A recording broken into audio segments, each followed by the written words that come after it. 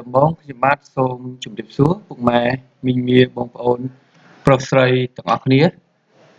ដែលតែងតែគាំទ្រទៅលើវីដេអូនិង Channel ខ្ញុំបាទ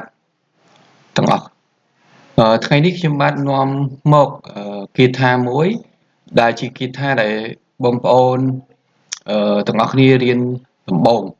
មានន័យថាគាថាដែលអឺយើងត្រូវតែសិក្សាដំបូងគាថានេះខ្ញុំបាទដកស្រង់ពីអឺសិភៅទៅលើគម្ពីរអឺបច្ចេកសង្គ្រាមអញ្ចឹងគាថានេះគឺអឺគាថាមួយពីបុរាណមកហើយគាថាហ្នឹងគឺមានសម្រាប់សំខាន់អញ្ចឹងគាថាហ្នឹងគឺជាគាថាមួយអញ្ជើញគ្រូដើម្បីឲ្យមកជួយទៅលើមុនគាថាផ្សេងទៀតហើយគាត់ជួយប្រសិទ្ធិដើម្បីឲ្យយើងសូត្រមុនគាថាផ្សេងទៀតទៅមានឫទ្ធិតេជះមានបារមីអញ្ចឹងដើម្បីអឺចូលទៅដល់គាថាហ្នឹងសូមពុកម៉ែមីងមាបងប្រុសបងស្រីទាំងអស់គ្នាដែលមើលវីដេអូទាំងចាស់ទាំងថ្មីជួយចុច like ចុច subscribe ទៅលើវីដេអូខ្ញុំបាទម្នាក់មួយផងដើម្បីជាកម្លាំងចិត្ត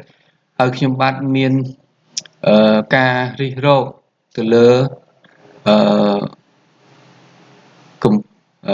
គាថាល្អនិងគាថាផ្សេងទៀតដើម្បីធ្វើជាវីដេអូដើម្បីបង្ហាញទៅលើពុកម៉ែមីងមាបងប្អូនទាំងអស់គ្នាបន្ថែមទៀត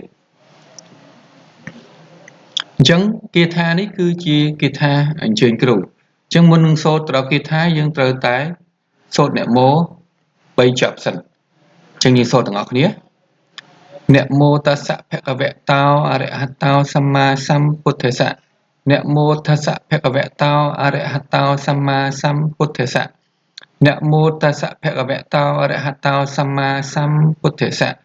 នៅពេលដែលបងប្អូនពុកម៉ែមីងមាទាំងអស់បានសូត្រនមោចប់យើងចូលទៅដល់គាថាទាំងអស់គ្នាឧមៈអញ្ជើញគ្រូព្រះរាហូអគ្នេយ៍ចាត់អារក្សធំទាំង10000លោកធាតុមកជួយទប់ខ្នងនៃពពួកអញស្វាហៈអញ្ចឹងយើងសូត្រម្ដងទៀតឧមៈអញ្ជើញគ្រូព្រះរាហូអគ្នេយ៍ចាត់អារក្សធំទាំង10000លោកធាតុមកជួយទប់ខ្នងនៃពពួកអញខ្ញុំស្វាហៈអញ្ចឹងយើងសូត្រម្ដងទៀតឧមៈអញ្ជើញគ្រូព្រះរាហូអគ្នេយ៍ចាត់អារក្សធំទាំង